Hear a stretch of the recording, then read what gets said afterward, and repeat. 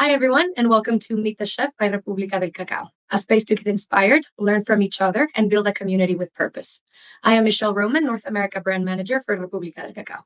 Today, I'm honored to introduce Jean Louis Berthet, Executive Pastry Chef at Maman, one of the fastest growing chains of cafe-bakeries in the US.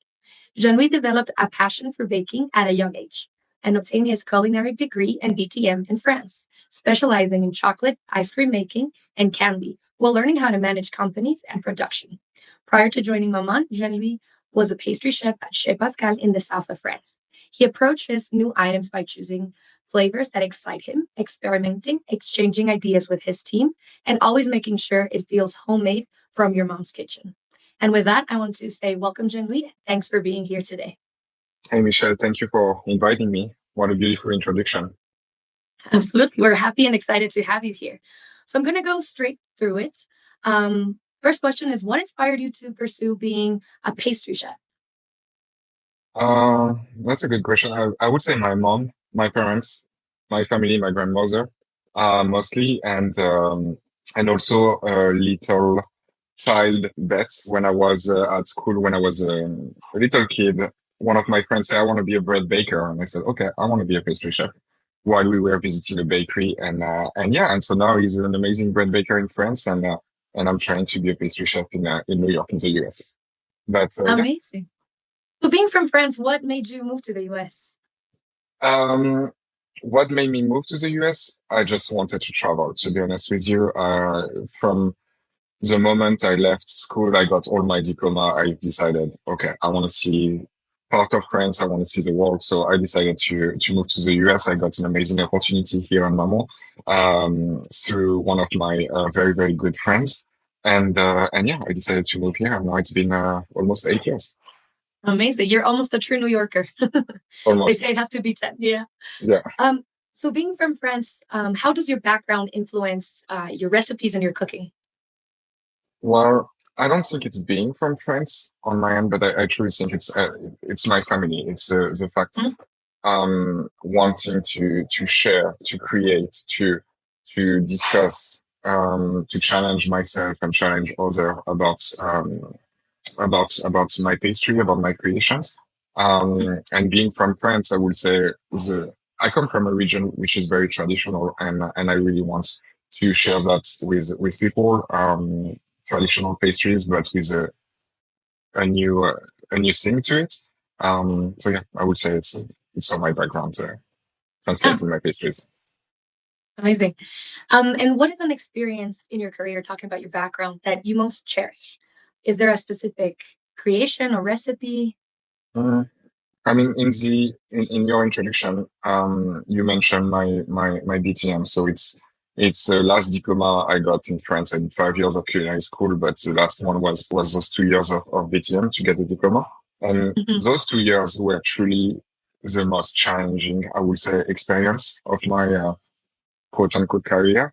Um, because I really truly learned what it means to become a pastry chef, the challenge, the ambition, the passion you have to put every day into that work. And I would say that's the biggest experience on my end. And from that experience, I had to create a pastry at the end of those 2 years.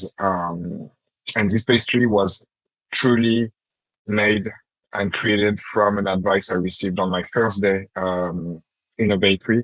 The chef I was working with talked to me and taught me the memory of taste, of this notion of memory of taste. Mm. And remembering that, I really tried to create a pastries from a memory, and it was a pastry made with some citrus, some lemon, some Oh, apricots, some honey, and some thyme. And yeah, I created that from this experience. that's amazing because that's the beauty of cooking and dishes. They can really take you back to different moments in your life Yeah, and desserts. Yeah. So to be able to transmit that with your clients is amazing. yeah. And so you like chocolate. You mentioned that before. What is the best part about working with chocolate? There's a lot, but I think for me, it's the emotion. Because chocolate, it's truly something that is sensitive. It's sensible. Mm. Um, you can go from lots of frustration to lots of pride of what you just created, what you just paired with your chocolate, with creation, with decoration. Hmm. with like showpiece. I mean, everything related to chocolate, you can do anything with it. It's like endless, the creativity you can have with chocolate. So it's truly something I really like with chocolate, but you need to come in front of this ingredient with a mindset, with the love that you need to put into it, and it's really interesting to work with chocolate. Yeah. Yeah, it's definitely a technical product. I remember when I was first introduced to it, I didn't realize how technical it was, but it's a beautiful Mm, ingredient. yeah. Um, so the Maman chocolate chip cookies were named one of Oprah's favorite things and New York City's Mhm. best chocolate chip cookies in New York. So how do you feel that one of your recipes has been named by Oprah and is like known in New York? I mean, it's amazing. It's a daily challenge to make sure everything is up to the standards. We Mhm. want to please every guest, from the nutty chocolate chip cookie to the classic chocolate chip cookie. And it was also why we chose to work with Repubblica del Cacao, because we wanted to provide, and we wanted to have chocolate, great chocolate, like great quality. It's super important. It's one of the main ingredients. It's in the title of the Mhm. cookie. Um, so yeah, you just have to be ready every day to produce tons of cookies, and yeah, make sure everything is good. Because that's another interesting point, the production volume and level. Like the one that you work at Maman is quite big, so maintaining the quality in such a big production has to be a challenge for sure. Yeah, yeah, it's a very interesting challenge. It is a challenge, but an extremely interesting one. Every year Mhm. we, every year we are producing more and more and more cookies. Last year we were around 140 tons of cookie, which is massive. Never in my life I thought I would produce that much cookie. And yeah, it's an interesting challenge. But I have teams that are extremely motivated, extremely passionate about what they do, and I'm very thankful about that. Yeah, absolutely. You should have on your resume has made X amount of cookies. Yeah, definitely. So talking about ingredients, what's the most unusual ingredient you've used in a dessert? Um, I to be honest with you, I did not use a lot of unusual ingredients. Maybe from the trip in Ecuador 2 years ago, we discovered different type of fruits and so forth that we don't have like in the US, or it's not known. And one of them Mhm. was tree tomatoes, tamarillo. And from that, I decided to work on type of compote, type of fruit gel Mhm. made from an extraction of the juice of this particular tomato. And it was super interesting because you get this flavor of like guava, passion fruit, tomato. It's super, super interesting. And That's awesome. Do you use it at Mama? Like, can I try this?